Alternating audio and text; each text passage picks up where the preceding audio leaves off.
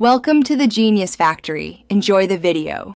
You need updated console, a paired controller, and a TTS source ready on PC or phone. Start by opening the Xbox guide and go to Parties and Chats. Once done, create a private party and invite one test account. Meanwhile, enable Assistive Tech in System Settings. This ensures audio routing.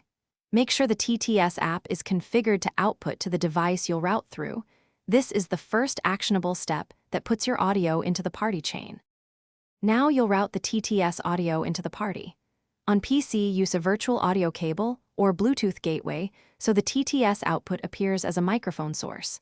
Once done, set the TTS app output to that virtual device and select that device in your Xbox streaming app or console input. Make sure to monitor on your headset to confirm levels.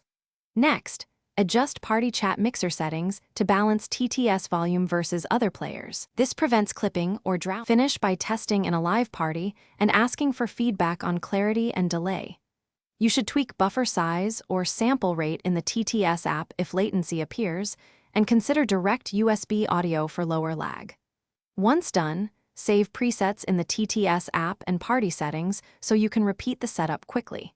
If you get no audio, make sure Xbox privacy permits voice from external devices and verify microphone permissions on the PC or phone. This single check solves most issues. Thanks for watching. If you found this helpful, don't forget to like and subscribe.